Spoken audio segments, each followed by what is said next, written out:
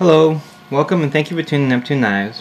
When I get a knife, I do take it through a series of if I make my first initial impressions, I'll look at the design, I'll mess with it. After some time, I might test it, of course, and then or base it off of some of my other testing. I can kind of tell. I'll take it apart, get an evaluation of it, and then do a review of it.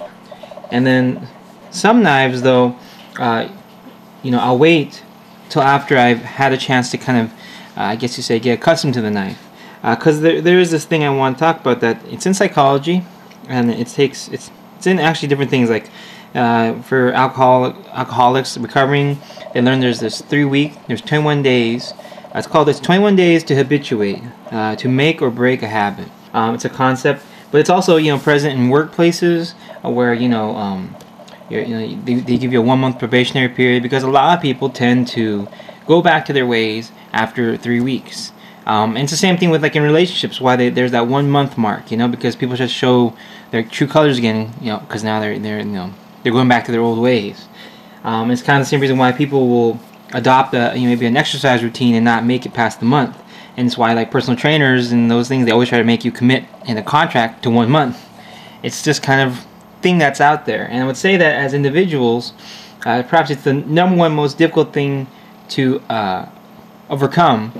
But once you identify it, that there's this 3-week rule, you can overcome it. And this applies for everything in life. There's that 3-week rule. It's just kind of part of human nature almost. So for these knives, I can say the same thing. Like, for example, when I first had the Sage, if you saw, I listed the Sage 3 below the Sage 2 as a knife I don't recommend. And then as I got used to it, and I had time to habituate, that opinion changed. And I think that's the kind of the hard part about this UKPK. It's kind of in a category where, first I want to say, I'm surprised more people don't buy it then, because everyone always I keep getting all these comments saying, why do you need a spine whacker test? I'm never going to be doing any other cutting other than downward cutting. And I'm like, if that's true, then everyone should just buy UKPKs. And why are they buying Sabenzas and everything else? Because you don't need anything other than just a slip joint, downward cutting knife. I mean, you would think then you would want a knife that's low maintenance, that weighs very little, and and cuts. I mean, that's all you need then. You don't need no invincible lock. As an individual, you aren't someone who perhaps particularly, you don't rely on folders. You're an outdoors person, and you like fixed knives, or even, you're not a task person, you're not a knife person, and you're just perhaps even a camper. Or also the fact that you perhaps you travel, you work, and you like to carry a folder on you. This really fits into, I guess you would say, life. Me and Mel, we travel a lot, and this UKPK, what makes it nice is that it doesn't have any maintenance, and I'll go into that in a second. And then the fact that it's something that we just know wherever we go, it's legal. We just put it in our pocket. We don't have to worry about any problems. So that's kind of nice. So you get this basically folder that's lightweight. That can fit anywhere. Just when you need it, and you're out and about, you grab it, and it's okay to have with you, whatever situation you're in. And if so long as you're just using, and you're the kind of individual who isn't using a tactical folder, this is perfect. So as for general construction, we could say first. Now on the new ones, it's a female and a male. This side is, there's no tool slots or holes. On the G10 version, which is discontinued, this one, you can see there's screws on both sides, meaning that there's tubes inside to hold it together. And then there's no liners, neither on the new or the old one. So that means no rust. And there's just this stainless steel lock bar, and that would only have possibly rust between the handle and the lock bar on each side. But you can see, as one tool size can disassemble the whole knife, you could just unscrew these 3 screws, take it off, and clean off that lock bar, repeat for the other side, and put it back together. I'll take it apart to show. Now, I do wish that it did have jimping right here, and neither the new one or this one have it. Now, the new one's an FRN, and there's, besides the difference of how the screws are constructed, meaning, well, this one would have actually 6 screws and 3 tubes, you know, basically 3 threesomes, and then the other one only has males and females, so only, you know, 3 screws and 3 females. This then, the new one also though changes one of the more, I would say, important things, is that this stainless steel lock bar only goes to the 2nd screw and it ends. So it's open construction at the back end. But what happens is, if you see how these work, okay, you see it's that stainless steel lock bar that's actually literally being bent that allows it, you see, that gives it that slip joint effect. On the Tazula Spyderco, you know, it had these 2 liners that would have ball detents on each side, and thank you, Mel. And you see her, good God, she makes home cooked food every night. It's badass. Anyway, her cooking's delicious. If this Neptunizing doesn't work, we're gonna open up a restaurant. Anyway, so regardless, this one, I like this style preferably more, because with 2 liners nestled inside, you have maintenance, you know, and it's just kind of goofy, 2 ball detents. This is the more, I would say, a professional way to do it. This is what you see on Anzo designs, you know, and Anzo's pattern is the same way, you see, but more pronounced, definitely. Okay, and then they always mix in a halfway point where it stops. So on the new one, if you go check out Tough Thumbs, he did a video, and I don't know if he was doing it on purpose, but he did mention a lot of the differences between the new FRN version that's like around $35 to, I don't know, $60 according on Spyderco's website, but it's very affordable made in the US, to this one, which is a S30V steel, while the other one is BD1 now. And this one comes in orange and black G10 if you still find it. It's going to be more pricey, and that has S30V steel. And the other one, the new one, is an FRN, has like gray, maroon, different colors, and either the leaf shaped or the other type of steel, the other shape, the drop point. But regardless, both of them on the new FRN versions are saber grinds, not full flat grinds. Meaning there's a flat portion here, and then the edge actually starts around here, the cutting edge. And so they had switched. They originally had the steel as Gen 1, but then the new ones now are BD1, and BD1 is another steel by Carpenter Tool Steel, CTS. You know, Spyderco has been lately, I guess, going to them a lot now for the XHP and the CTS 20CP, all those Carpenter Tool Steels. So BD1. Main thing to know, BD1 is low everything. Low carbon, low everything. 0.10% vanadium. The only thing it has is 15.75% chromium. So the main thing to note is that it's just got a pretty high, well, you know, that's way up enough above the 12% minimum to be stainless. So very stain resistant. So basically it's a low alloy stainless. So you could kind of consider it like, you know, like a 440C. It's you know, not tough. You know, it could be a little more brittle. You could, not brittle, but it's just not strong. It's not strong. It's not like a super steel. So what you're gonna get then is, that's probably why the new ones are saber grinds. Okay. So regardless, that didn't come out perfectly, but that's what it is. So now on this, the S30V version. Like I said, on the G10 versions right here, because this lock bar does go all the way, there's more. You see, the thing is, and I haven't opened this up, I don't have the other one, and this is just me, how you say, theorizing, but I'm pretty sure I'm right. The point is, you know, these 2 screws hold this stainless steel bar in place, and then here's the pivot screw. So then that lock bar is just sticking out there, and it, you know, and that tension, you know, is provided by this area right here holding the lock bar like in its place. On the new one, because it only goes this far, most likely what it is a female that goes through. And the female, of course, has a notch. You know, you wouldn't be able to unscrew it because the female just keeps spinning around. And that notch is also in the stainless steel bar.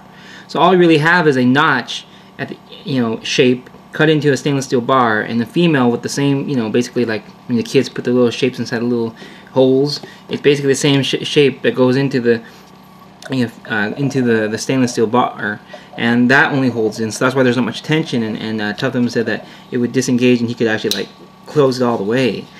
So in terms of safety, one of the key things about slip joint is it should have like a halfway point in case. So I do prefer this version more.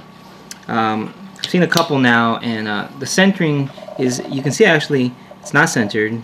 It stays, it's, the tolerances are just kind of goofy. I haven't tinkered with this.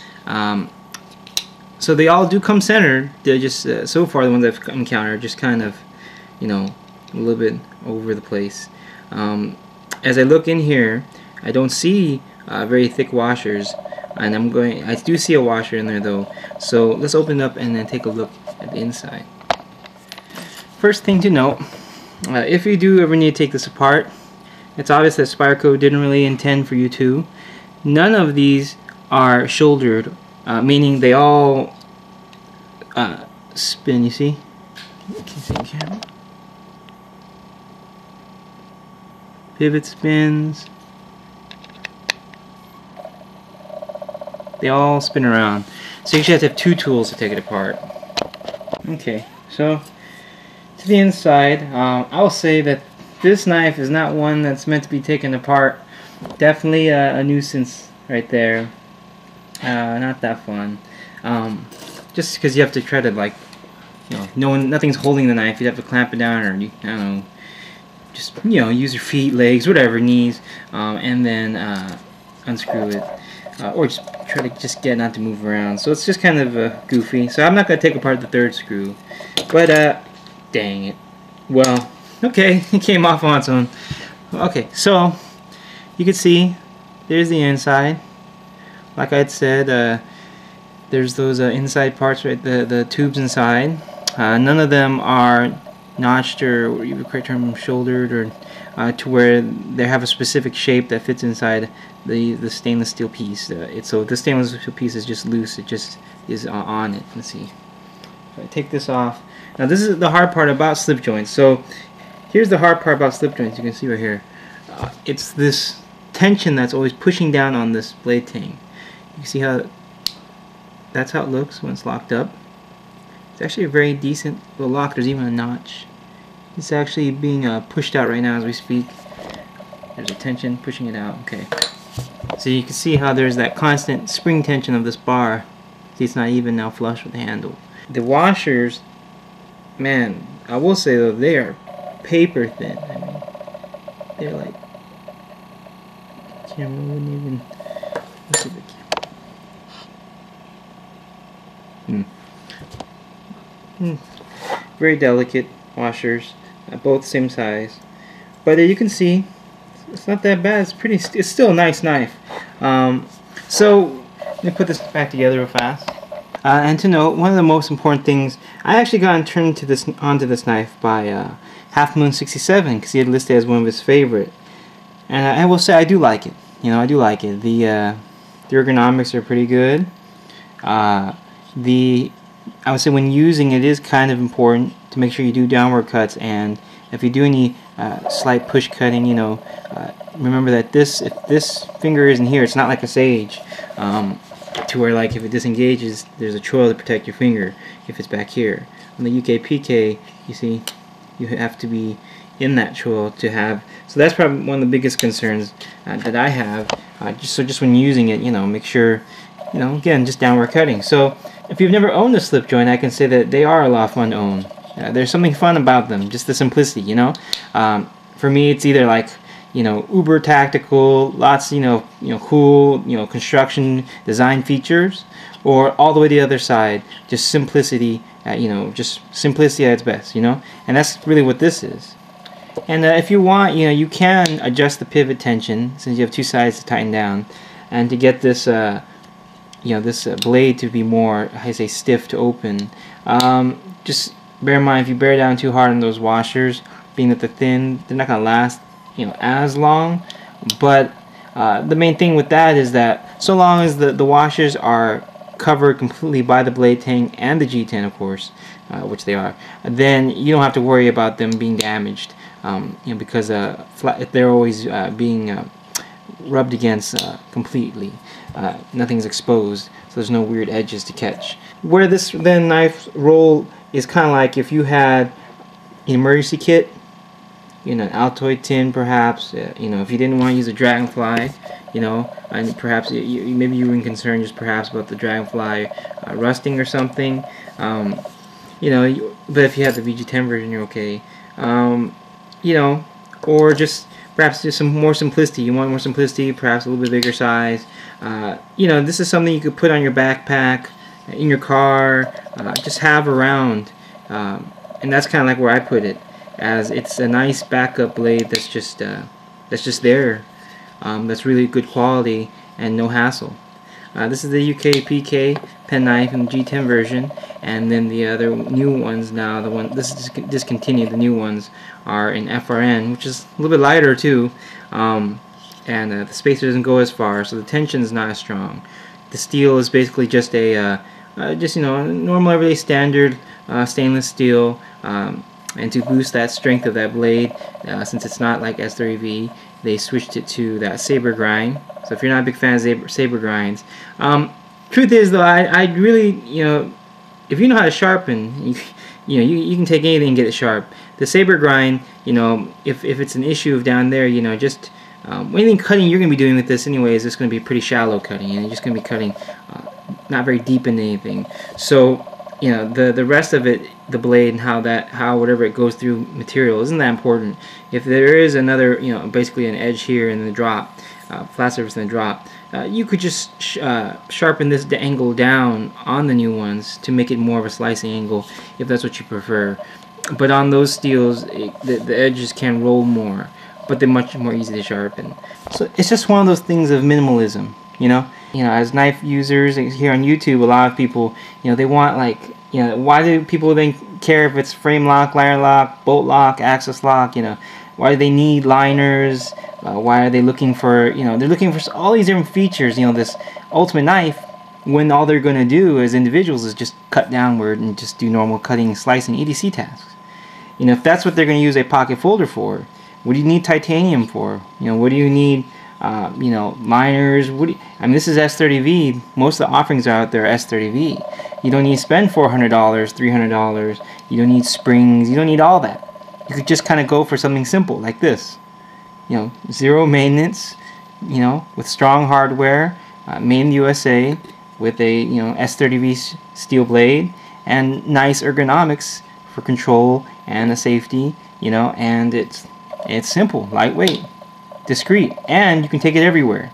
Let me know if you kind of get what I mean, you know, because everyone's always like, you know, why do you do all those spine wax? You know, why don't you just, you know, why would you ever need to do that? That's not real world testing, Dave. And I'm like, well, Cold Steel does it, and Alan Lischewitz does it, you know, for his Hogue knife, and I'm like, you know, well, you know, and then I saw this one video of a K-bar, the person was testing it, and it unlocked while he was doing stabbing motions, and people say, well, you know, why, you know. For their uses, they're never going to hit the spine against them. They're just going to do downward cutting. Then logic would be, you don't need a locking knife. Why do you buy then locking knives? Why don't you get, you know, a slip joint that just cuts normally, since that's what you're going to do. Save yourself a bunch of money and weight and maintenance, and just get something with durable construction like this, and just do your downward cutting. Thank you, and until next time.